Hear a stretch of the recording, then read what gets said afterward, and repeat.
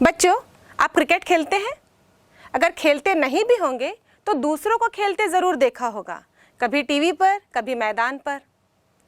कभी ऐसा भी होता है कि बैट्समैन बॉल को हिट करता है और बॉल लुढ़कती हुई बाउंड्री के पास पहुंचने ही वाली होती है और तभी वहां पर मौजूद फील्डर दौड़ कर आता है और बॉल को धक्का लगाकर रोक लेता है या तो उसकी दिशा को बदल देता है और बाउंड्री पार होते होते ही बच जाता है।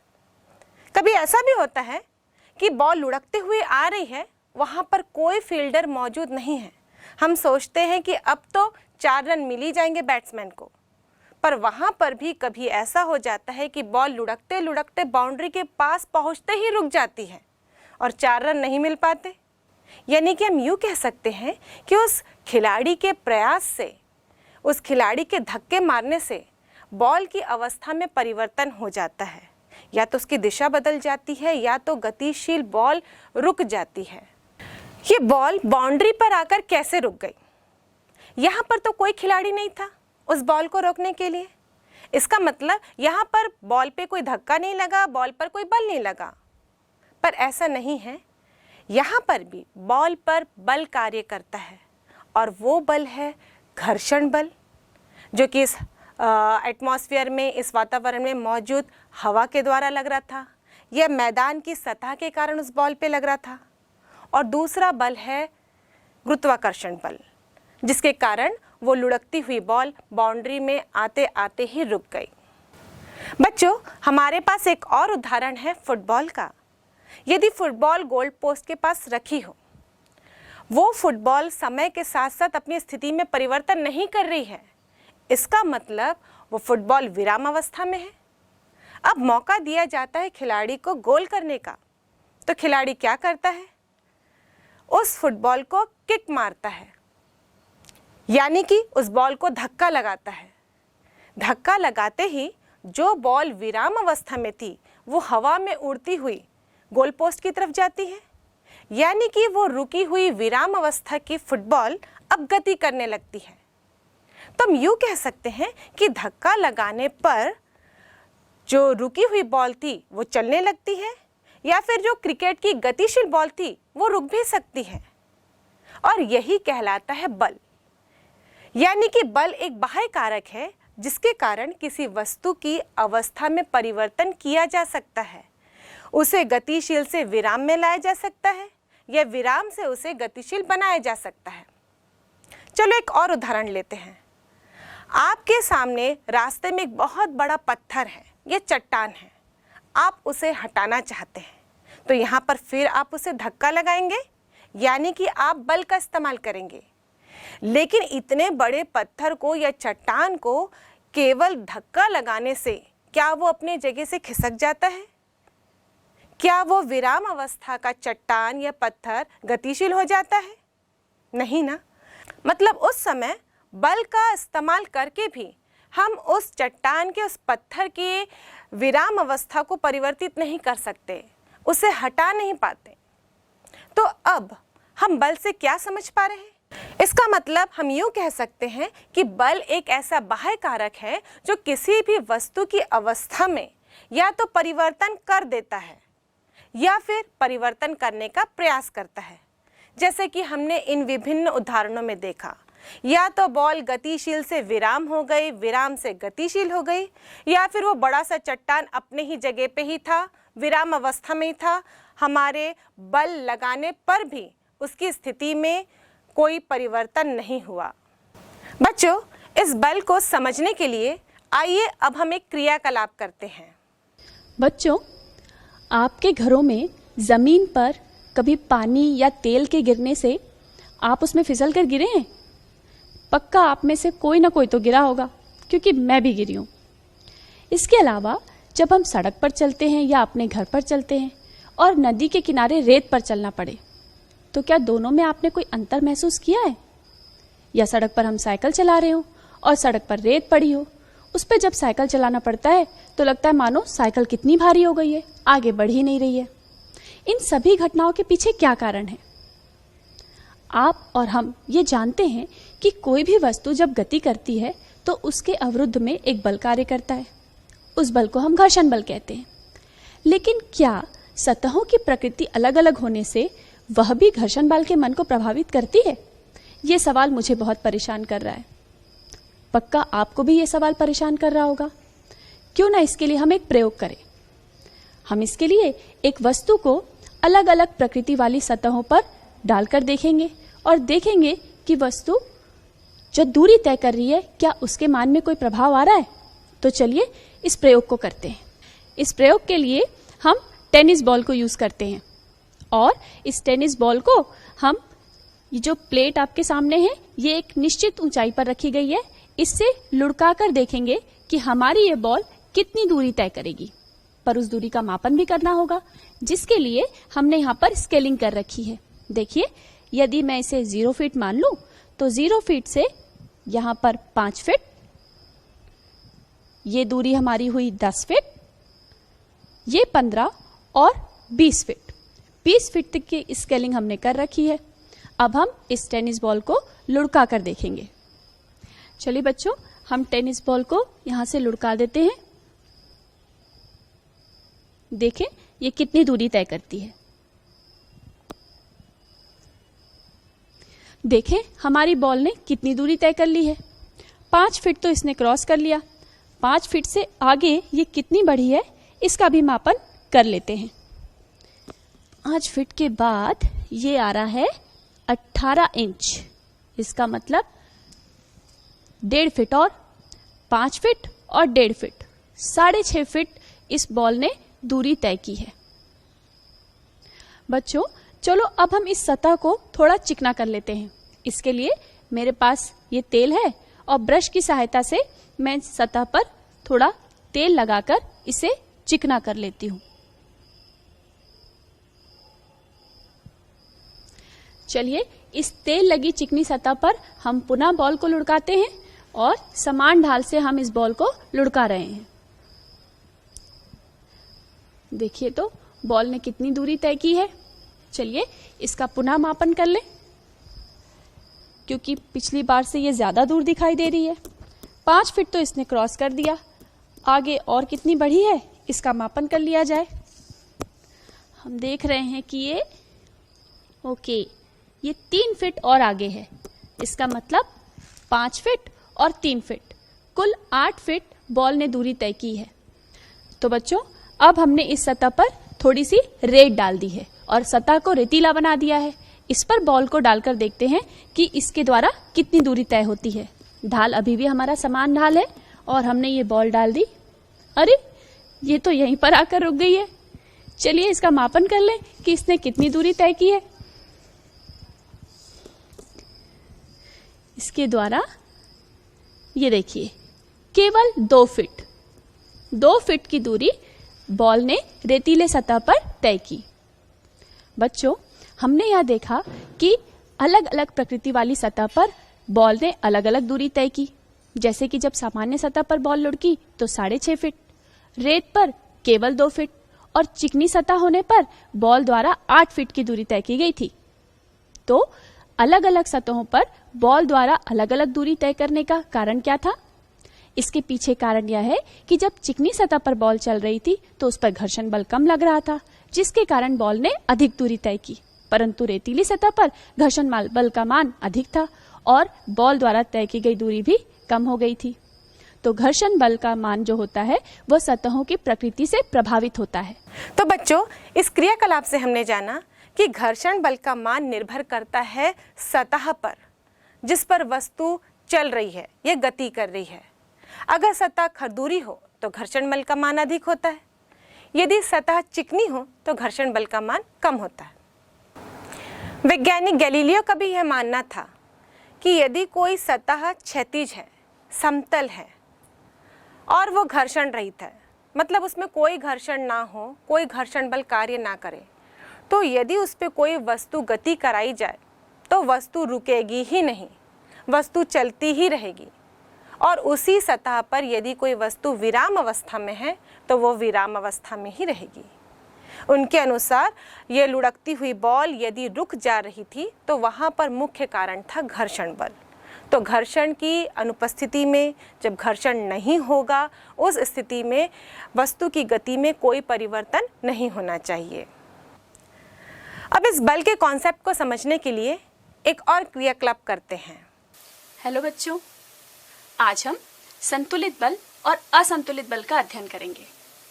इसके लिए हम एक क्रियाकलाप करने जा रहे हैं। इस क्रियाकलाप के लिए मेरे पास लकड़ी का ये एक गुटका है और इस गुटके पर दोनों तरफ हमने हुक लगाए हुए हैं। इस हुक से होते हुए धागे एवं घूर्णी की सहायता से हमने पल्ले दोनों तरफ लटकाए हुए हैं। इस व्यवस्था को आप देख पा रहे हैं। साथ ही कुछ भार भी हमारे पास है। इन सभी की सहायता से हम अपने क्रियाकलाप की शुरुआत करते हैं। अभी जब पल्ले दोनों दिशाओं में लगे हुए, दोनों तरफ हमारे लकड़ी के गुटके के हुक में फंसे हुए हैं, तो पल्लों का भार समान है, जिसके कारण जो गुटका है वह भी आपको संतुलित अवस्था में दिख रहा है। अब हम इन दोनों पल्लों पर अलग अलग भार लगाकर देखते हैं कि क्या प्रतिक्रिया होती है। मान लो मैं अपने दाहिने पल्ले की तरफ, जो हमारा गुटका यहाँ पर है, इसके दाहिने पल्ले पर 20 ग्राम का भार रख दे और बाएं पल्ले में 100 ग्राम का भार रख देते हैं। और अब इसकी प्रतिक्रिया देखते हैं। देखिए बच्चों, गुटका जो है वो बाईं तरफ सरक गया, क्योंकि बाएं पल्ले पर हमने जो भार रखा था वो अधिक था। इस तरफ जो रखा हुआ है वो 20 ग्राम भार और दूसरी तरफ है 100 ग्राम भार। दोनों भारों में 80 ग्राम का अंतर है, जिसके कारण हमारा जो गुटका है वो अपनी पूर्व स्थिति से बदल गया। अब पुनः हम ये कोशिश करते हैं कि दोनों तरफ जो है वो समान भार हो, तब क्या होगा, ये प्रतिक्रिया हमें देखनी होगी। चलिए करते हैं। इस गुटके को अपनी पूर्व स्थिति में लाकर भार को समान कर लेते हैं। इस तरफ हमने जो 20 ग्राम का भार रखा था, इसे मैं बदलकर 100 ग्राम का भार रख दे रही। क्या अब भी गुटके की पूर्व स्थिति में कोई परिवर्तन होगा? चले देख लें इसे। देखिए, गुटका तो अपनी स्थिति से बिल्कुल भी नहीं हिला। उसकी पूर्व स्थिति में कोई परिवर्तन हमको नहीं दिखाई दे रहा है। ऐसा क्यों हुआ? क्योंकि इस गुटके पर दोनों दिशाओं में जो हमने भार रखा था वो समान है और समान भार के कारण दोनों ही तरफ समान बल आरोपित हुआ, जिसके कारण इस वस्तु पर जो नेट बल लग रहा है वो कितना हो गया? 0। क्योंकि जो नेट बल होता है वो किसी भी वस्तु पर लगने वाले दोनों दिशाओं पे के बलों का अंतर होता है। जब हम असंतुलित अवस्था में इसे देख रहे थे, तब हमारे दाएं पल्ले पर भार था 20 ग्राम का और बाएं पल्ले पर भार था 100 ग्राम का, मतलब 80 ग्राम का अंतर था। तो इन पे लगने वाले बलों का अंतर कितना था? 80 ग्राम भार, जो कि इस वस्तु पर लगने वाले नेट बल का मान था। इस प्रकार संतुलित और असंतुलित जो बल है उसका अध्ययन हमने इस क्रियाकलाप के माध्यम से किया। तो इस क्रियाकलाप से हमने जाना कि यदि बल संतुलित हो तो वो वस्तु की अवस्था में परिवर्तन नहीं करता। वस्तु जिस अवस्था में है, गतिशील है तो गतिशील ही रहेगी, विराम है तो विराम ही रहेगी। लेकिन असंतुलित बल वस्तु की अवस्था में परिवर्तन कर देता है। अब आइए बच्चों, हम एक और उदाहरण लेते हैं। आप भी ऐसा करते होंगे, जब आप जा रहे हो, रास्ते में कोई खाली बोतल पड़ी हो तो आप कभी कभी उसे किक मारते हुए चले जाते हैं। आप देखते हैं कि बोतल आसानी से एक जगह से दूसरी जगह किक मारने से चली जाती है, लेकिन उसी बोतल के स्थान पर एक बड़ा सा भरा हुआ ड्रम हो, वो आपके रास्ते में आए, तो क्या फिर आप उसे किक मारते हैं? नहीं मारते, क्योंकि किक मारने से वो ड्रम तो अपनी जगह छोड़कर कहीं नहीं जाएगा, बल्कि आपको चोट लग जाएगी। वैसे उस बोतल को और उस ड्रम को यदि आप किक मारते तो दोनों पर बराबर ही बल लगाते, लेकिन बोतल जो है वो अपना स्थान छोड़ के दूसरे स्थान पर चली जाती है, लेकिन ड्रम अपने स्थान पर ही मौजूद रहता है। आपके द्वारा लगाया गया बल इन दोनों वस्तुओं में अलग अलग तरीके से कार्य कर रहा है। बोतल की स्थिति में परिवर्तन कर दे रहा है, पर ड्रम की स्थिति में परिवर्तन नहीं कर पा रहा है।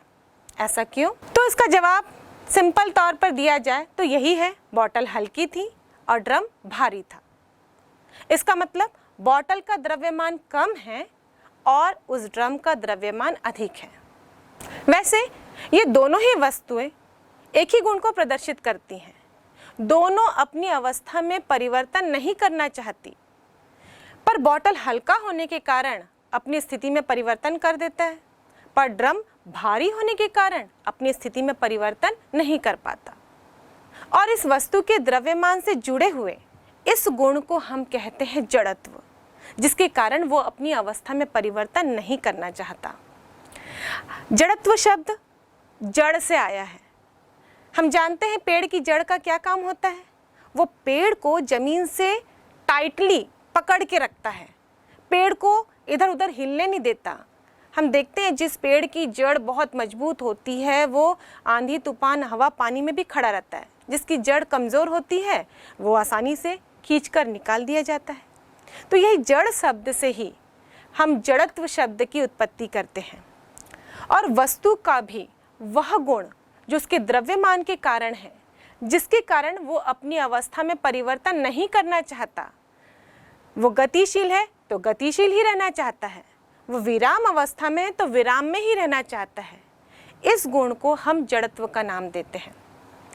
जैसे कि यदि छोटी सी बॉल लुढ़कते हुए आ रही है तो आप उसको आसानी से रोक लेते हैं, लेकिन यदि एक ट्रेन चलती हुई आ रही है तो क्या आप उसके सामने खड़े होकर धक्का लगाएंगे उसे रोकने के लिए? नहीं, ऐसा आप कभी नहीं करेंगे, क्योंकि जड़त्व जो है वो निर्भर करता है द्रव्यमान पर। हल्की वस्तु का कम द्रव्यमान वाली वस्तु का जड़त्व कम होगा, जबकि भारी वस्तु का अधिक द्रव्यमान वाली वस्तु का जड़त्व अधिक होगा। अब जड़त्व से जुड़े हम दैनिक जीवन के कुछ उदाहरण देखते हैं। इन उदाहरणों को आपने भी अनुभव किया होगा। जब आप बस में बैठकर जाते हैं और अचानक ड्राइवर ब्रेक लगा दे तो क्या होता है? आप आगे की तरफ झुक जाते हैं। आप आगे की तरफ क्यों झुकते हैं? क्योंकि उस समय आपका शरीर गति में होता है और गति में ही रहना चाहता है, पर ड्राइवर अचानक ब्रेक लगा देता है, जिसके कारण जो आपका निचला हिस्सा है शरीर का, यानी कि बस की सीट से लगा हुआ हिस्सा, वो तो विराम में आ जाता है, लेकिन आपका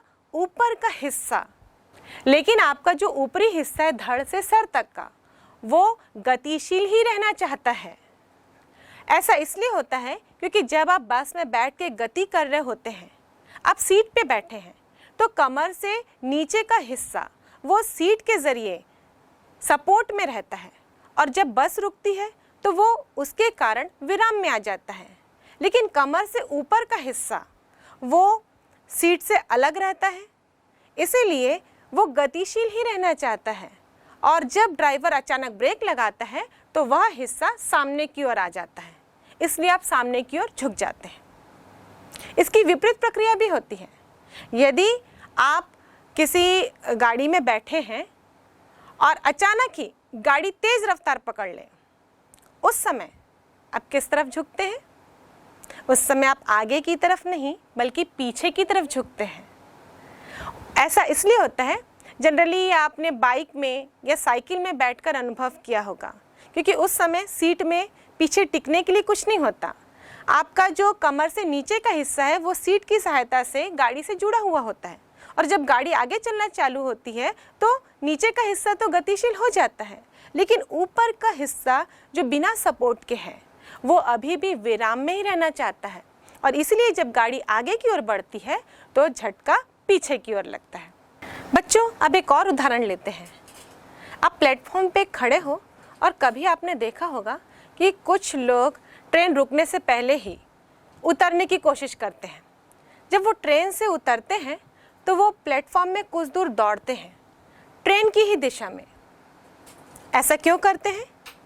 क्योंकि जब तक वो ट्रेन में बैठे थे तब तक वो उस ट्रेन की दिशा में ही गतिशील थे, लेकिन जैसे ही वो रेल से उतरते हैं तो यहाँ पर काम करता है गति का जड़त्व।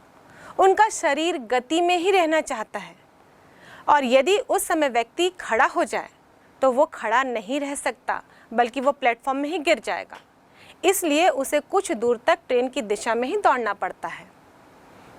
एक और उदाहरण आपने देखा होगा कि जब तेज हवा चलती है, पेड़ हिलने लगते हैं तो फल अपने आप ही टूटकर गिर जाते हैं। ये फल टूटकर क्यों गिर जाते हैं? क्योंकि यहाँ पर काम करता है विराम अवस्था का जड़त्व। वो जो फल है पेड़ में, वो तो स्थिर ही रहना चाहता है, क्योंकि पहले तो पेड़ स्थिर था, लेकिन हवा चलने के कारण पेड़ तो हवा की दिशा में झुक जाता है, लेकिन फल अपनी अवस्था में ही रहना चाहता है।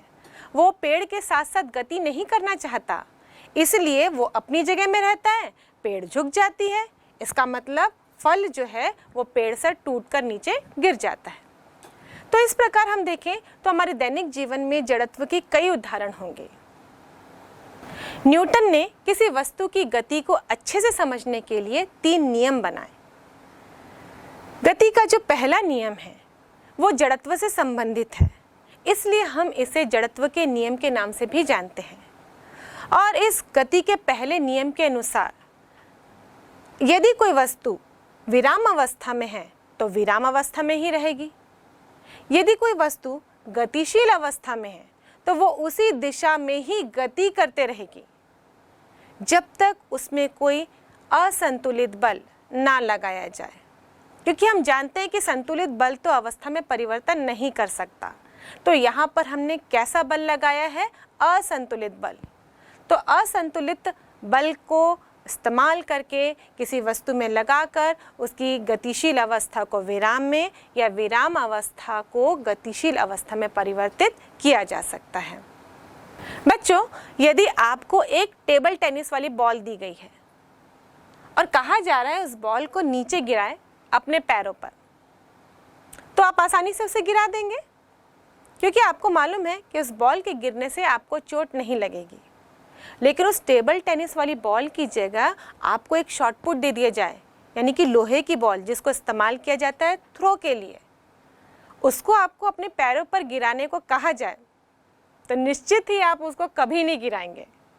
इसलिए क्योंकि आपको मालूम है कि यदि वो बॉल आपके पैर पर गिर गई तो आपको बहुत ज़्यादा चोट लगेगी। वैसे ही यदि आपको एक साइकिल को रोकने को कहा जाए तो आप उसके सामने आसानी से खड़े होकर उसको रोकने का प्रयास कर सकते हैं। लेकिन यदि आपको एक ट्रक को रोकने को कहा जाए तो आप उसे कभी भी नहीं रोकेंगे, क्योंकि आपको मालूम है साइकिल से आपको चोट नहीं लगेगी, लेकिन ट्रक के सामने आप खड़े होंगे तो उसका प्रभाव आपके ऊपर ज़्यादा पड़ेगा। तो इन उदाहरणों से आप सोच रहे होंगे कि प्रभाव द्रव्यमान पर निर्भर कर रहा है। भारी वस्तु का प्रभाव अधिक होता है और हल्की वस्तु का प्रभाव कम होगा। पर इसको और अच्छे से समझने के लिए चलो एक क्रियाकलाप करके देखते हैं। हेलो बच्चों, आप देखो मेरे पास यहाँ पर क्या है? 2 बॉल। ये कौन सी बॉल है? टेनिस की। आप लोग इसे क्रिकेट खेलते हैं ना? और ये एक बॉल है मेरे पास लोहे की। मैं सोच रही हूँ कि यदि दोनों बॉल मेरे पैरों पर गिर जाए तो क्या होगा? इस टेनिस की बॉल का दर्द तो मैं सह लूँगी, पर अगर ये लोहे की बॉल मेरे पैर पर गिर जाए तो तय है कि मेरे पैर की हड्डी तो टूट जाएगी। ऐसा क्यों होता है? हमारे पास 2 अलग अलग द्रव्यमान की बॉल है। इनके गिरने से हमें चोट कम या ज़्यादा क्यों लगती है? इसे समझने के लिए हम क्यों ना इन्हें गिरा कर देखें? पर नहीं, मैं अपने पैरों पर तो इन्हें नहीं गिराने वाली। क्यों ना हम इसे एक ऐसी जगह पर गिराएं जहाँ पर हमें चोट भी ना लगे और इनके गिरने के प्रभाव को भी हम आसानी से देख सकें। तो चलिए हम इसे रेत पर गिरा कर देखते हैं। जब हम इसे रेत पर गिराएंगे तो हम इसके प्रभाव को आसानी से देख पाएंगे। शुरू करते हैं हम अपनी टेनिस बॉल से, और इसके लिए इसे किस ऊंचाई से गिराना है इसका प्रयोग के लिए हम, आप देख सकते हैं इस रॉड में एक निशान हमने लगाया हुआ है। उस निशान से हम इसको गिराएंगे ताकि हमारी ऊंचाई में परिवर्तन ना हो। देखिए, इस मार्किंग की हुई जगह से हम यहाँ पर इसी ऊंचाई का प्रयोग करके इसे गिराते हैं। अरे, इसने तो बहुत ही छोटा सा गड्ढा किया है। चलिए हम इस गहराई को नापेंगे।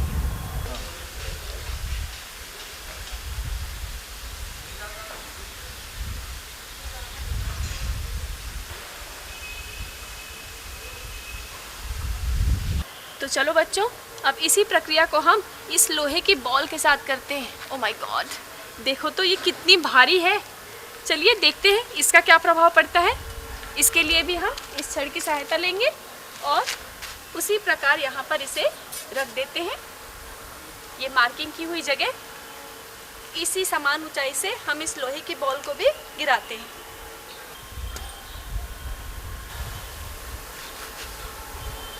ये बॉल बाहर आ गई है। ठीक है, अब इस छड़ी की सहायता से हम इसे नाप लेते हैं। ये देखिए, ये मैंने इतना नापा है इसे, और इस गहराई के नाप को हम मार्कर से निशान लगा देते हैं।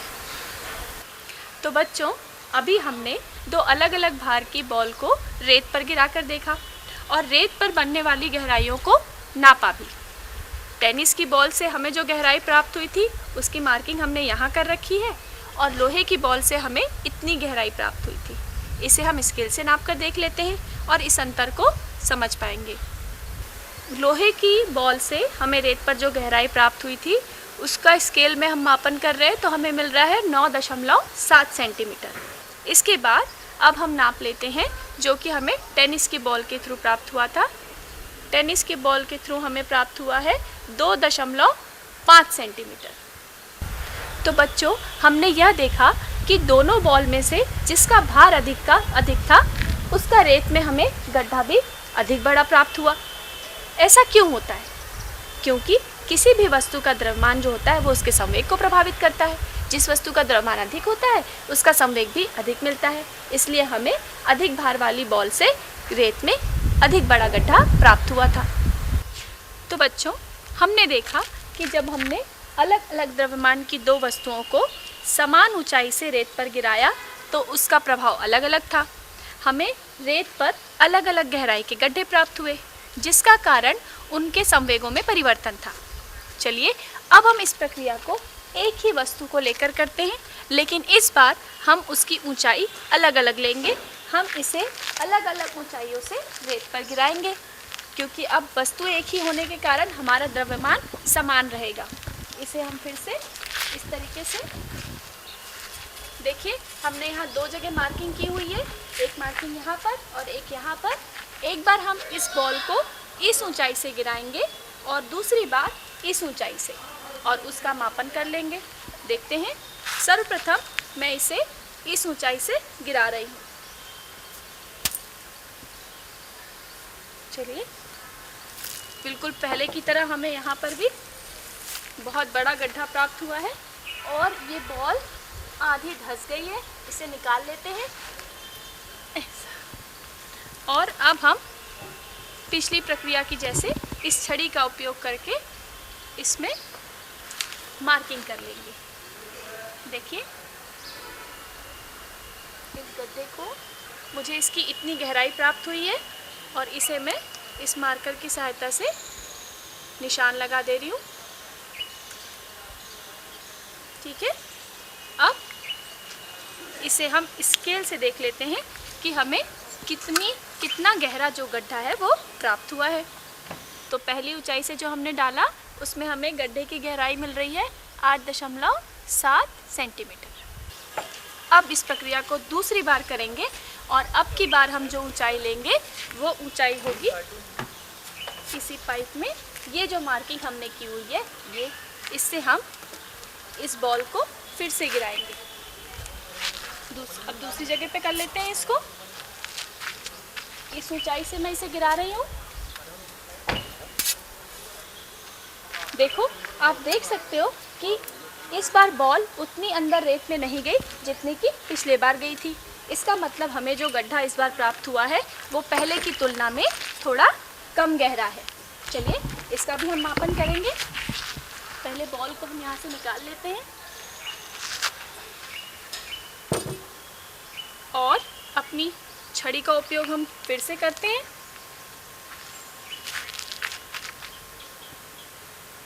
ये देखिए, दूसरी बार जब हमने कम ऊंचाई से इस लोहे की बॉल को गिराया तो हमें यहाँ तक की गहराई वाला गड्ढा प्राप्त हुआ है, जिसे मैं मार्क कर ले रही हूँ। और अब हम इसे स्केल की सहायता से नाप लेते हैं। देखिए ये हमें मिल रहा है 7 सेंटीमीटर। तो हमने यह पाया कि जब हम समान द्रव्यमान की वस्तु को अलग अलग ऊंचाइयों से गिरा रहे हैं तब भी उसका प्रभाव रेत पर अलग अलग आ रहा है। द्रव्यमान तो समान है, पर अब की बार ऊंचाइयां अलग अलग होने से उस वस्तु का वेग परिवर्तित हुआ और वेग भी संवेग को प्रभावित करता है। जिस वस्तु की ऊंचाई अधिक थी उसका वेग अधिक था और इसलिए उसका संवेग भी अधिक था, जिसने रेत पर इतना गहरा गड्ढा किया।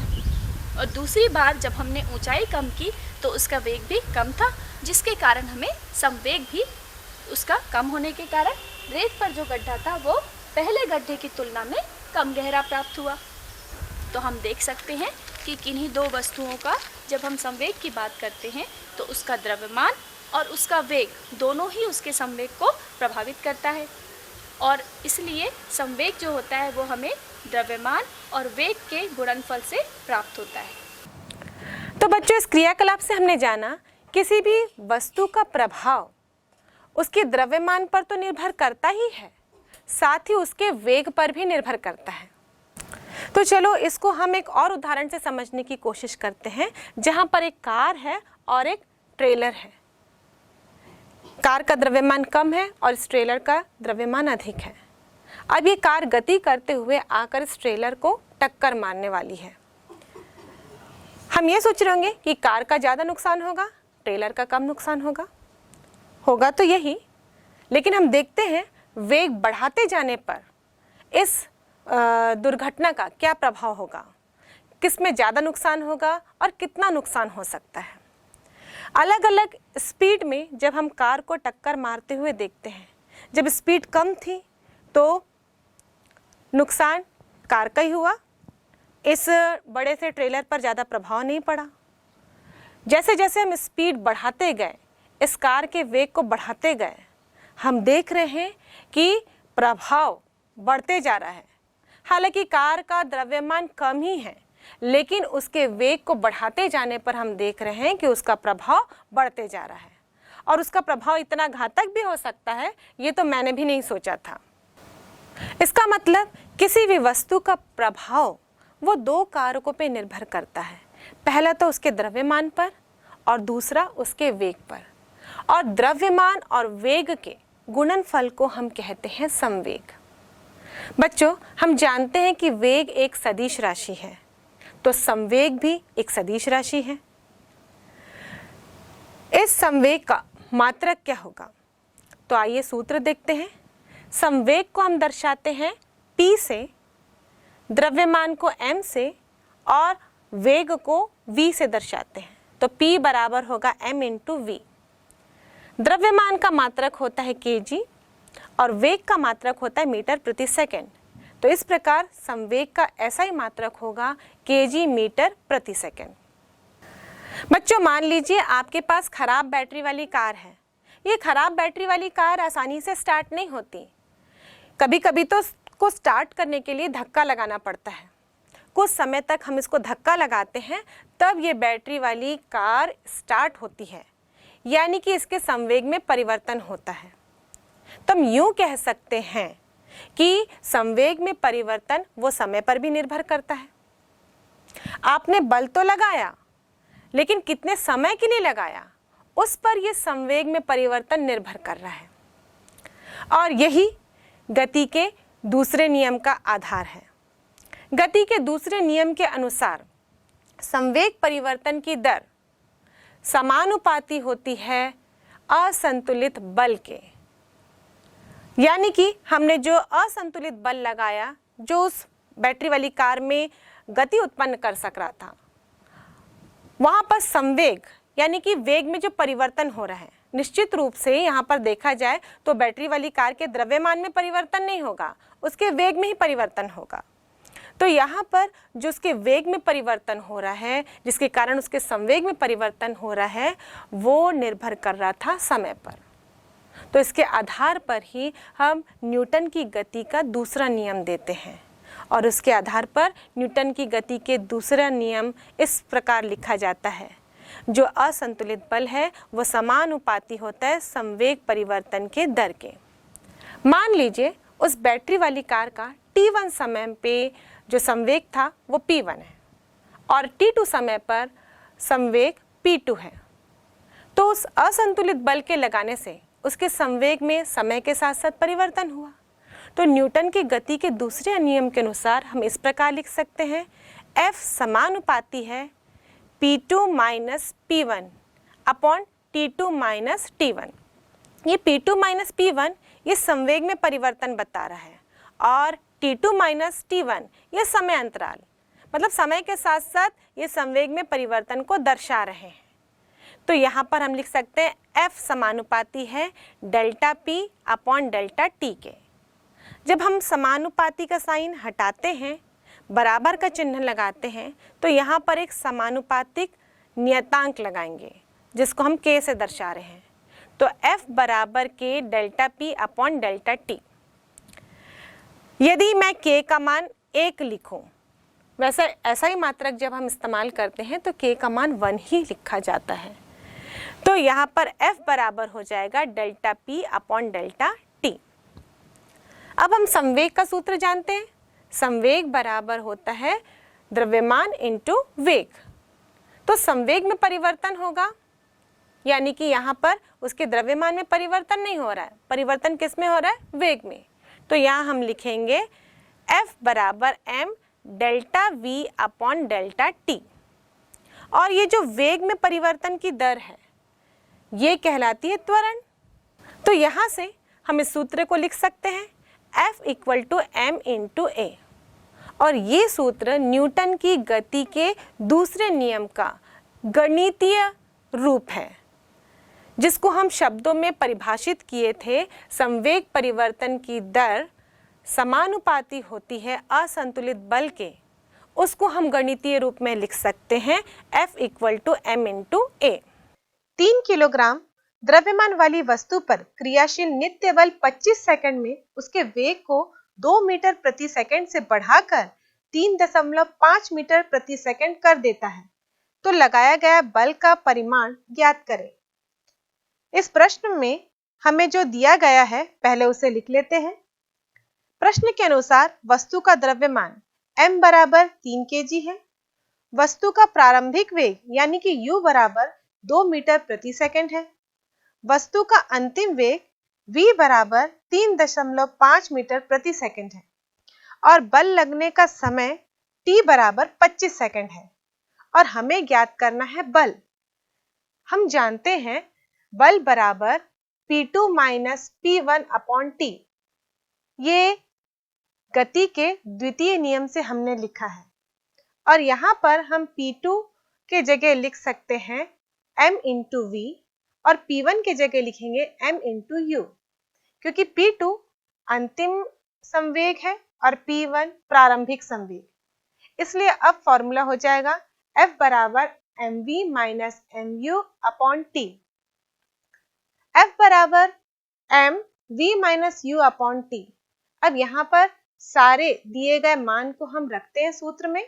सूत्र में रखने पर हमें प्राप्त होगा F बराबर 3 इंटू 3.5 माइनस 2 ब्रैकेट में अपॉन 25। F बराबर हो जाएगा 3 इंटू 1.5 अपॉन 25। अब ये दशमलव को हटाने के लिए हम डिनोमिनेटर में 10 से गुणा कर देते हैं, तो आगे हमें मिलेगा 3 इंटू 15 अपॉन 250 और आगे हल करने पर 45 अपॉन 250। अब इसको जब पूरा हल करेंगे, डिवाइड करेंगे, तो हमें मिलेगा F बराबर 0.18 न्यूटन और यही लगाए गए बल का परिमाण होगा। अब अगला प्रश्न देखते हैं। 5 किलोग्राम की एक ट्रॉली पर बल लगाने से उसमें 10 मीटर प्रति वर्ग सेकंड का त्वरण उत्पन्न होता है। आरोपित बल की गणना करें। इस प्रश्न में जो दिया गया है उसे पहले हम लिख लेते हैं। ट्रॉली का द्रव्यमान m बराबर 5 kg, ट्रॉली में उत्पन्न त्वरण a बराबर 10 मीटर प्रति वर्ग सेकंड। अब हमें गणना करना है ट्रॉली पर लगने वाले बल की, तो F बराबर क्वेश्चन मार्क। गति के दूसरे नियम से ही F बराबर होता है m इंटू ए, तो हम यहाँ पर लिखेंगे F इक्वल टू 5 इंटू 10 यानी F इक्वल टू 15 न्यूटन। तो इस प्रश्न में ट्रॉली पर लगने वाला बल 50 न्यूटन है। अब अगला प्रश्न देखते हैं। एक लंबी मेज पर सीधी रेखा में जा रही 30 ग्राम द्रव्यमान की गेंद के वेग का समय के साथ ग्राफ दिया गया है। गेंद को विराम अवस्था में लाने के लिए कितना घर्षण बल लगाना होगा? यह पूरा प्रश्न ग्राफ पर आधारित है और इस प्रश्न में ग्राफ दिया गया है। एक्स अक्ष में समय और वाई अक्ष में वेग दर्शाया गया है। ग्राफ एक ढाल वाली रेखा है जिसका एक्स अक्ष के साथ कोई कोण बन रहा है। यहाँ पर समय 5 सेकंड है। ग्राफ के अनुसार आरंभिक वेग 15 सेंटीमीटर प्रति सेकंड है। यहाँ पर गेंद आरंभिक वेग से चलती हुई आ रही है और घर्षण के कारण वो विराम अवस्था में हो जा रही है, यानी कि इसका अंतिम वेग 0 हो जाएगा। तो इस प्रश्न में जो दिया गया है उसे पहले लिख लेते हैं। गेंद का प्रारंभिक वेग u बराबर 15 सेंटीमीटर प्रति सेकंड। हम इस मात्रक को पहले ऐसा ही मात्रक में चेंज कर देते हैं। सेंटीमीटर को मीटर में कन्वर्ट करने के लिए हम 15 को 100 से भाग देंगे, क्योंकि 1 मीटर बराबर 100 सेंटीमीटर होता है, इसलिए ये बन जाएगा 0.15 मीटर प्रति सेकंड। गेंद विरामावस्था में आ जाती है, इसलिए v बराबर यानी कि अंतिम वेग बराबर हो जाएगा 0 और समय ग्राफ के अनुसार 5 सेकंड है। गेंद का द्रव्यमान 30 ग्राम है। अब ग्राम को भी हम केजी में कन्वर्ट करेंगे। 1 केजी बराबर 1000 ग्राम होते हैं, इसलिए हम 30 को 1000 से भाग दे देंगे। 30 को 1000 से भाग देने पर हमें मिलेगा 0.03 केजी। अब गेंद पर लगने वाला घर्षण बल, इसकी गणना हमें करना है। तो F बराबर होगा mv minus u upon t। अब सारे मान इस सूत्र में रख देते हैं। m के स्थान पर 0.03, ब्रैकेट के अंदर वेग v के स्थान पर 0 माइनस u के स्थान पर 0.15 अपॉन समय के स्थान पर 5। इसे हल करने पर हमें मिलेगा F बराबर 0.03, ब्रैकेट के अंदर माइनस 0.15 अपॉन 5, और इस पूरे प्रश्न को हल करने पर हमें प्राप्त होगा माइनस 0.0009 न्यूटन। और यदि इसे मैं 10 के घातांकों में लिखूं तो ये हो जाएगा F बराबर -9 into 10 to the power -4 newton. 10 के घातांक पर हम नहीं भी लिखे तो भी हमारा आंसर सही होता है।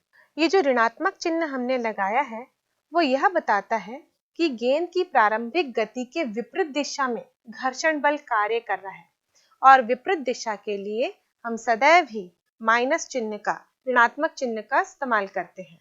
अब अगला प्रश्न, 5 किलोग्राम की एक वस्तु पर 10 न्यूटन का बल 5 सेकंड तक लगाया जाता है। इस बल से कितना त्वरण उत्पन्न होगा? वस्तु के वेग में परिवर्तन की भी गणना करें। हमें ज्ञात है कि वस्तु का द्रव्यमान m बराबर 5 केजी है, वस्तु पर लगा बल F बराबर 10 न्यूटन है, समय t बराबर 5 सेकंड है। हमें त्वरण भी ज्ञात करना है और वेग में परिवर्तन भी ज्ञात करना है। चूंकि F बराबर m इंटू a है तो हम इनके वैल्यूज इस फॉर्मूले में रख देते हैं। तो ये हो जाएगा 10 बराबर 5 इंटू a, और यहाँ से a बराबर हो जाएगा 10/5 यानी कि 2 मीटर प्रति वर्ग सेकंड। त्वरण का सूत्र होता है वेग में परिवर्तन की दर। तो यहाँ से हम लिखेंगे a बराबर v minus u upon t। मान रखने पर हमें प्राप्त होगा 2 बराबर v माइनस u अपॉन 5, और यहाँ से v माइनस u बराबर होगा 2 इंटू 5, यानी कि वेग में परिवर्तन v माइनस u होगा 10 मीटर प्रति सेकंड। तो इन आंकिक प्रश्नों के आधार पर हम गति के दूसरे नियम को अच्छी तरह से समझ चुके हैं। अब आइए हम गति के दूसरे नियम से जुड़े दैनिक जीवन के कुछ उदाहरणों को जानते हैं। आपने क्रिकेट के गेम में बॉल को कैच करते समय खिलाड़ी को अपने हाथ पीछे करते हुए देखा होगा। वो अपने हाथ पीछे क्यों करता है? क्योंकि जब वो अपने हाथ को पीछे करता है तो उसे चोट कम लगती है। वैसे ही सर्कस में आपने खिलाड़ियों को एक जाल पर या मोटे गद्दे पर कूदते हुए देखा होगा। जब वो मोटे गद्दे पर या जाल पर कूदते हैं तभी भी उनको चोट कम लगती है। यदि वो डायरेक्ट फर्श पर कूदते हैं तो उनको बहुत ज़्यादा चोट लगती है। तो यहाँ पर क्या होता है, हम जानते हैं गति के दूसरे नियम से F बराबर delta P upon delta T, यानी कि बल का संबंध समय के साथ साथ व्युत्क्रम अनुपाती है। यानी कि समय अधिक होगा, समय अधिक लगेगा, समय अंतराल बढ़ जाएगा तो बल का मान कम होगा, और समय अंतराल घट जाएगा तो बल का मान अधिक हो जाएगा। अब जब खिलाड़ी अपने हाथ को पीछे की ओर लेता है, यानी कि समय अंतराल को बढ़ाता है, हाथ को आगे से पीछे आने में कुछ ना कुछ समय तो लगता है।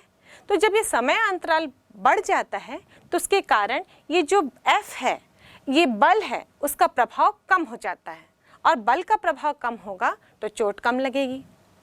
वैसे ही जब सर्कस में गद्दे पर कूदते हैं, गद्दा दबता है। जब गद्दा दबता है, वापस अपनी स्थिति में आता है, तो इस समय समय अंतराल बढ़ जाता है, चाहे वो जाली ही क्यों ना हो। अगर जाली पर भी कूदते हैं तो वो नीचे की ओर धंसती है, फिर ऊपर की ओर आती है, और इस स्थिति में भी समय अंतराल बढ़ जाता है।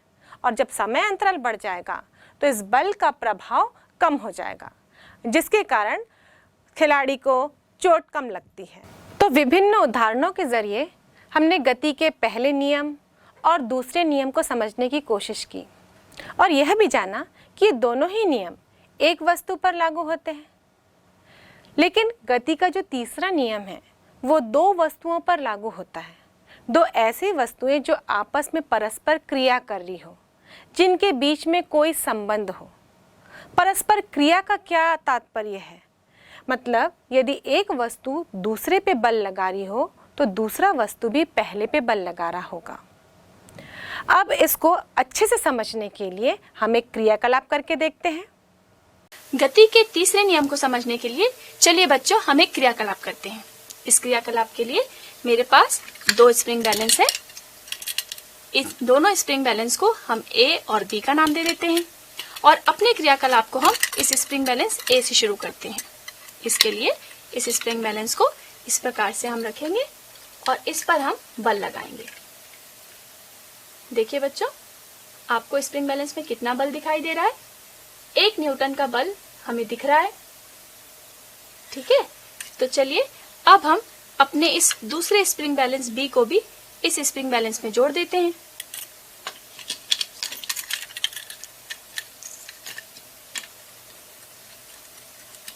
और उसके बाद बल लगाने की प्रक्रिया को दोहराते हैं। देखिए इस प्रकार हम इस पर भी बल लगा रहे हैं। क्या दिख रहा है आपको? दोनों स्प्रिंग बैलेंस में आपको 1 न्यूटन का बल दिखाई दे रहा है। तो हमने यह पाया कि जब हम बल लगा रहे हैं तो दोनों ही स्प्रिंग बैलेंस में हमें समान बल दिखाई दे रहा है। ऐसा क्यों होता है? क्योंकि जब हमने स्प्रिंग बैलेंस बी में बल लगाया तो वो 1 न्यूटन का बल आपको स्प्रिंग बैलेंस बी में दिखा, और जो बल स्प्रिंग बैलेंस ए बी पर लगा रहा है वो उसकी विपरीत दिशा में है और वो भी समान है, इसलिए आपको इसमें भी 1 न्यूटन का बल दिखाई दे रहा है। तो जब भी कोई वस्तु दूसरी वस्तु पर बल लगाती है तो दूसरी वस्तु भी पहली वस्तु पर बल लगाती है, और बल के इन्हीं जोड़ों को हम क्रिया और प्रतिक्रिया कहते हैं। गति का तीसरा नियम भी यही कहता है कि प्रत्येक क्रिया की बराबर लेकिन विपरीत प्रतिक्रिया होती है। तो इस क्रियाकलाप द्वारा ये अच्छे से स्पष्ट हो गया कि यदि कोई पहली वस्तु दूसरे पे बल लगाती है तो दूसरी वस्तु भी पहले पर उतना ही बल लगाएगी, पर विपरीत दिशा में बल लगाएगी। या यूं कहे कि गति के तीसरे नियम के अनुसार प्रत्येक क्रिया के बराबर तथा विपरीत प्रतिक्रिया होती है। और इसको हम गणितीय रूप में किस प्रकार लिख सकते हैं? मान लीजिए ये दो वस्तुएं हैं। यदि पहली वाली वस्तु दूसरे पे बल लगा रही है, पहले को हम A से दर्शा रहे हैं, दूसरे को B, तो पहली वस्तु के द्वारा दूसरे पे लगाए गए बल को हम लिखते हैं FAB। वहीं दूसरे वस्तु के द्वारा पहली वस्तु पे लगाए गए बल को हम लिखेंगे FBA, क्योंकि B ने A पे बल लगाया। अब इस तीसरे नियम के अनुसार हमने देखा, इस क्रियाकलाप से हमने जाना कि ये दोनों ही बल बराबर होते हैं किंतु विपरीत दिशा में होते हैं। तो हम लिखेंगे FAB बराबर माइनस FBA। गति के तीसरे नियम पर ही आधारित है संवेग संरक्षण का नियम, या यूं कहे कि संवेग संरक्षण का नियम गति के तीसरे नियम का एक और रूप है। इसके लिए हम दो वस्तुएं लेते हैं। ये दोनों वस्तुएं किसी प्रारंभिक वेग से गति कर रही हैं। मान लीजिए वस्तु A है और B। वस्तु A का शुरू में वेग UA है और वस्तु B का आरंभिक वेग UB है। अब ये दोनों वस्तुएं चलते चलते आपस में टकरा जाती हैं। अच्छा ये बताइए, ये A वस्तु B वस्तु से कब टकराएगी? जाहिर सी बात है, जब B वस्तु का वेग कम होगा, मतलब वो धीमे चल रही होगी, और A वस्तु की गति अधिक होगी, उसका वेग अधिक होगा, तब ये दोनों वस्तुएं आपस में टकरा जाएंगी। जब ये दोनों वस्तुएं आपस में टकराएंगी, इसका मतलब ये है कि इनमें बल लग रहा है, और जब बल लगता है उस कंडीशन में वस्तु के वेग में परिवर्तन हो जाता है। हम गति के दूसरे नियम से जानते हैं कि ये असंतुलित बल जो है वो संवेग परिवर्तन दर के समानुपाती होता है। तो यहाँ पर टक्कर के पश्चात हम वस्तु A का वेग VA लेते हैं और वस्तु B का वेग VB लेते हैं, और ये आगे की ओर बढ़ने चले। जब वस्तु A वस्तु B से टकराता है, इसका मतलब वस्तु A वस्तु B पर बल लगा रहा है, तो गति के तीसरे नियम के अनुसार वस्तु B भी वस्तु A पर बल लगाएगा, और यह बल बराबर होगा पर विपरीत होगा। गति के दूसरे नियम से हम जानते हैं कि असंतुलित बल समानुपाती होती है संवेग परिवर्तन की दर के। तो यहाँ पर FAB यानी कि पहले वस्तु का जो दूसरे वस्तु पर बल लगाया जा रहा है वो दूसरे वस्तु के संवेग परिवर्तन की दर के बराबर होगी, क्योंकि जब A वस्तु टकराएगा B से तो परिवर्तन किस में आएगा? B में परिवर्तन आएगा। तो यहाँ पर हम B के संवेग परिवर्तन की दर लिखेंगे, इसलिए हम यहाँ पर MB जो कि B वस्तु का द्रव्यमान है वो लिखेंगे। ब्रैकेट के अंदर VB माइनस UB। संवेग में परिवर्तन मतलब यहाँ पर किस में परिवर्तन होगा? वेग में परिवर्तन। आरंभिक वेग हमने UB लिया था B वस्तु का, और अंतिम वेग हो गया उसका VB, तो हम VB माइनस UB लिखेंगे अपॉन T। मान लीजिए T समय के अंतराल में ये घटना हो रही है, तो हम यहाँ पर T लिखेंगे। वैसे ही FBA यदि हम निकालते हैं, यानी कि B वस्तु का A वस्तु पर लगाया गया बल, अब जब B वस्तु A पे बल लगाएगी तो संवेग किसका परिवर्तित होगा? A वस्तु का। तो यहाँ पर FBA बराबर हो जाएगा MA into VA minus UA upon T। यहाँ पर पहले A वस्तु का जो आरंभिक वेग था वो UA था, और उसका बाद में वेग हो गया VA। तो इसका अंतर निकालेंगे तभी तो हमको वेग में परिवर्तन प्राप्त होगा। अब गति के तीसरे नियम के अनुसार FAB बराबर माइनस FBA होना चाहिए, तो हम दोनों को बराबर कर देते हैं। यहाँ पर मान रखने पर दोनों पक्षों में हमको मिलेगा MB ब्रैकेट के अंदर VB minus UB upon T बराबर minus MA VA minus UA upon T। दोनों पक्षों से T कैंसिल हो जाएगा। अब इस द्रव्यमान को हम अंदर ब्रैकेट के गुणा कर देते हैं दोनों पक्षों में, देखिए, और उसको सरल करने की कोशिश करते हैं। तो ये जगह MB into VB minus MB into UB equal to minus MA VA। अब ये माइनस और माइनस मिलके हो जाएंगे प्लस MA इंटू UA। अब इसको पक्षांतर करते हैं हम, आरंभिक वेग को एक साथ रखते हैं और अंतिम वेग को एक साथ रखते हैं, तो ये हो जाएगा MA into VA plus MB into VB equal to MA into UA plus MB into UB। अब ये MA इंटू VA क्या है? द्रव्यमान और वेग का गुणनफल कहलाता है संवेग। यहाँ पर ये VA A वस्तु का अंतिम वेग था, मतलब टक्कर के बाद का वेग था, तो ये बन जाएगा टक्कर के बाद ए वस्तु का संवेग।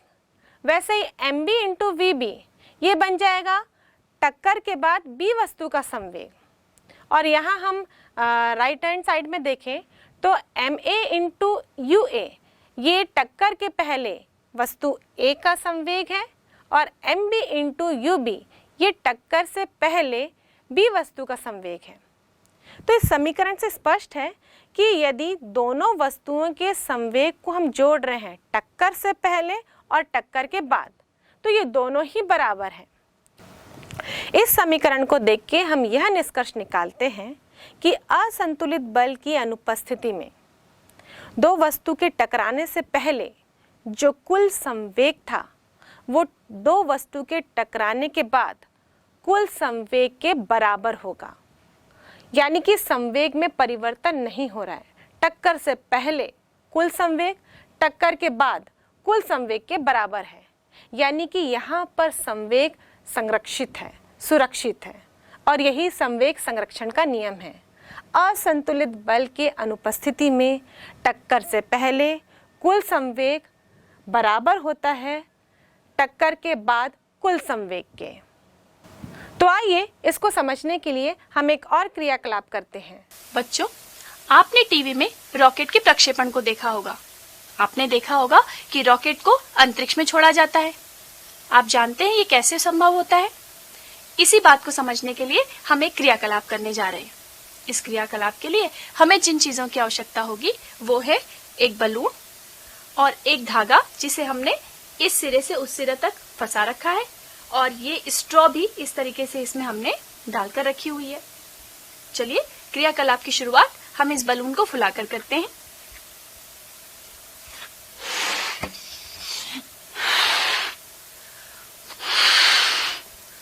थोड़ा और फुला लेते हैं।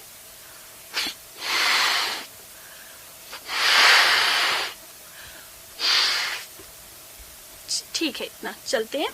अब इससे हम इसके मुख पर इस तरीके से धागे को फंसाकर इसके हवा के निकलने की संभावना को खत्म कर देते हैं। अच्छी तरीके से धागे को बांध दीजिए।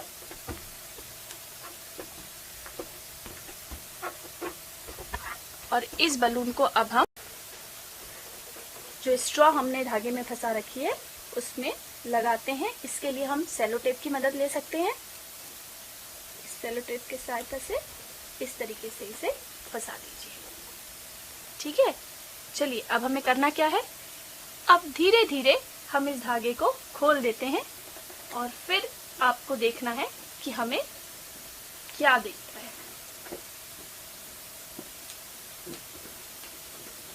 ये तो देखा आपने, ये बलून कितनी तीव्र गति से आगे की तरफ बढ़ा। जैसे ही बलून की हवा विपरीत दिशा में निकलनी शुरू हुई उतनी ही स्पीड से बलून जो है वो आगे की तरफ चला गया।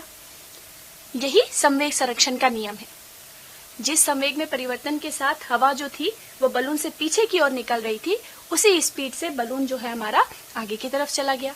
बिल्कुल यही नियम रॉकेट के प्रक्षेपण पर कार्य करता है। यहाँ पर गति का तीसरा नियम भी लग रहा है। क्या आप बता सकते हैं कि किन किन वस्तुओं पर गति का तीसरा नियम कार्य कर रहा था? अब आइए हम रेखीय संवेग संरक्षण के सिद्धांत पर कार्य करने वाले कुछ आंकिक प्रश्न भी बनाते हैं। प्रश्न पहला, 40 किलोग्राम और 20 किलोग्राम द्रव्यमान की दो गोलाकार वस्तुएं 10 मीटर प्रति सेकंड तथा 50 मीटर प्रति सेकंड के वेग से चल रही हैं। इनकी दिशा एक दूसरे की ओर है। कुछ समय पश्चात वे टकराकर आपस में चिपक जाती हैं। इस जुड़ी हुई वस्तु का वेग कितना होगा? इस प्रश्न में दिया गया है, पहले गोलाकार वस्तु का द्रव्यमान m1 बराबर 40 kg, दूसरे गोलाकार वस्तु का द्रव्यमान m2 बराबर 20 kg। पहले गोलाकार वस्तु का वेग यानी कि u1 बराबर 10 मीटर प्रति सेकंड, दूसरे गोलाकार वस्तु का वेग u2 बराबर 50 मीटर प्रति सेकंड। अब टकराने के बाद चिपके जोड़े का वेग यदि हम v लेते हैं तो ये v बराबर कितना होगा ये हमें ज्ञात करना है। संवेग संरक्षण के नियम के अनुसार m1 प्लस m2 ब्रैकेट के अंदर इंटू v बराबर m1 into u1 plus m2 into u2। यहाँ मान रख देते हैं। मान रखने पर हमें मिलेगा 40 प्लस 20 ब्रैकेट में इंटू v बराबर 40 इंटू 10 प्लस 20 इंटू -50। यहाँ पे हमने -50 क्यों लिया है? क्योंकि ये दोनों वस्तु एक दूसरे की ओर चल रही थी, यानी कि हम u1 को धनात्मक लेंगे तो u2 को हमें ऋणात्मक लेना होगा, क्योंकि दोनों ही विपरीत दिशा में चल रहे हैं। तो एक का साइन यदि हम धनात्मक लेते हैं तो दूसरे का हमें ऋणात्मक लेना होगा। इसे हल करेंगे तो 60v बराबर 400 माइनस 1000, v बराबर हो जाएगा -600 अपॉन 60 और v बराबर होगा -10 मीटर प्रति सेकेंड। तो टकराने के बाद जुड़ी हुई वस्तु का वेग 10 मीटर प्रति सेकेंड होगा और यह 20 किलोग्राम द्रव्यमान वाली वस्तु की दिशा में गतिशील होगा।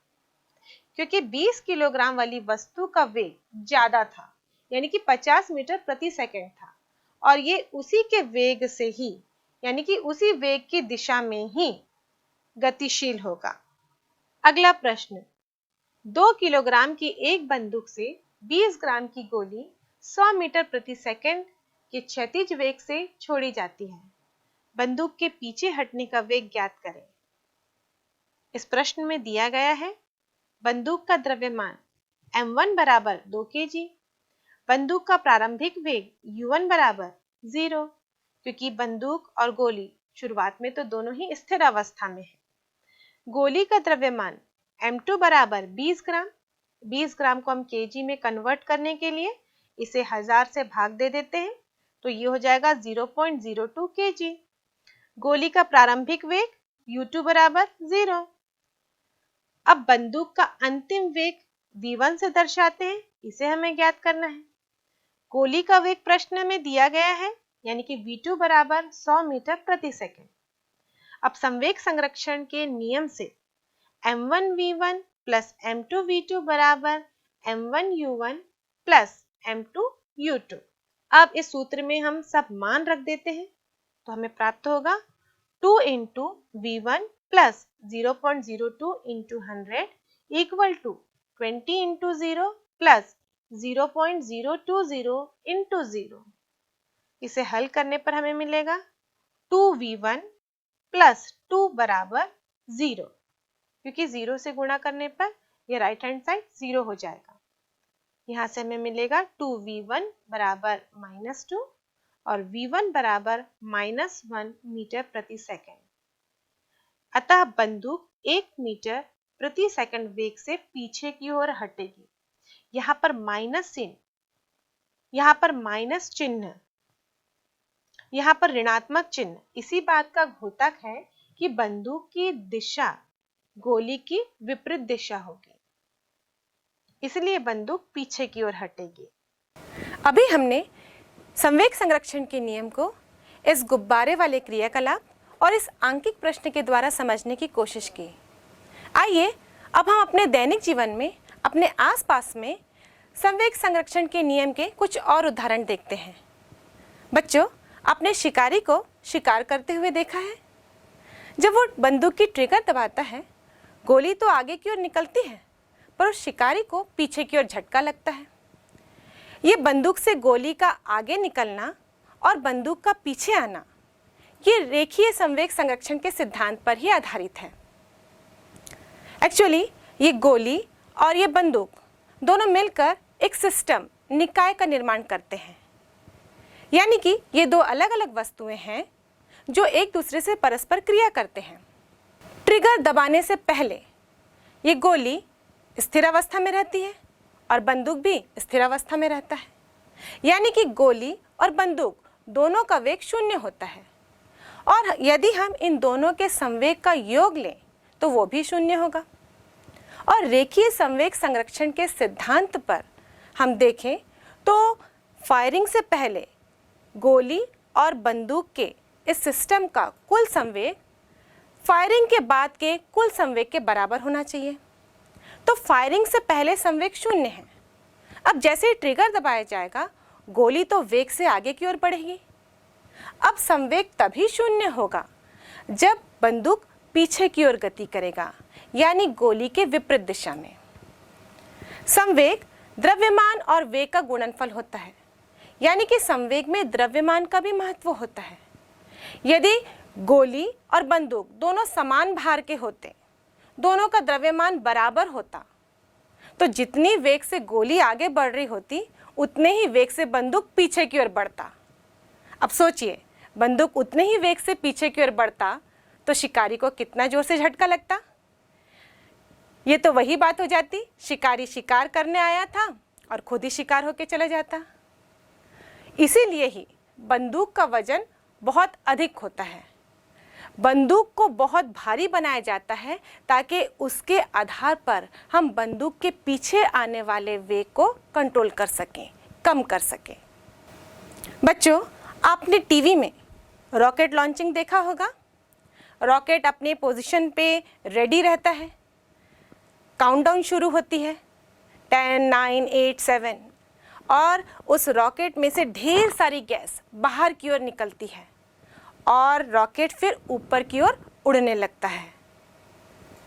यहाँ पर रॉकेट और गैस ये दोनों मिलकर भी एक सिस्टम का निर्माण करते हैं। ये रॉकेट लॉन्चिंग भी संवेग संरक्षण के नियम पर ही आधारित है।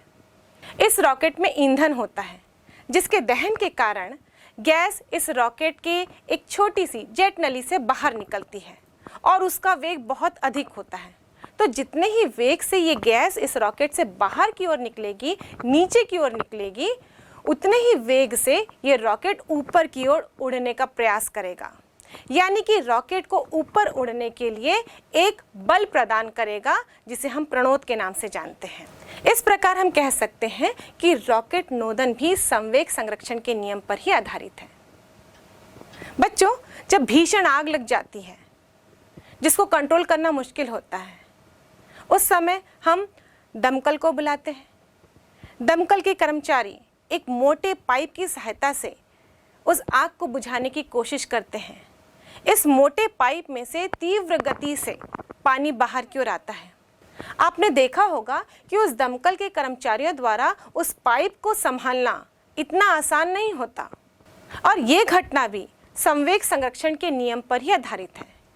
शुरू में ये पानी और ये पाइप दोनों ही स्थिर थे, दोनों का वेग शून्य था, या यूं कहें कि इस निकाय का कुल संवेग शून्य था। जब पानी पाइप से तीव्र गति से बाहर की ओर निकलेगा तो संवेग संरक्षण के आधार पर इस निकाय के कुल संवेग को शून्य होने के लिए इस पाइप को पीछे आना चाहिए, और यही होता है। ये पाइप भी पीछे की ओर आने का प्रयास करती है और इसीलिए दमकल के कर्मचारियों को इस पाइप को पकड़ना उतना ही मुश्किल होता है। तो बच्चों, इस प्रकार हम अपने आसपास की चीज़ों में गति के विभिन्न नियमों को देखते हैं। तो जब भी आप अपने आसपास किसी सिस्टम को, किसी वस्तु को गति करते हुए देखें तो आप ज़रूर उस पर विचार करें। साथ ही अपने टीचर से या फिर अपने दोस्तों से भी चर्चा करें कि इनमें गति के कौन से नियम लागू हो रहे हैं या फिर यह घटना किस सिद्धांत पर आधारित है।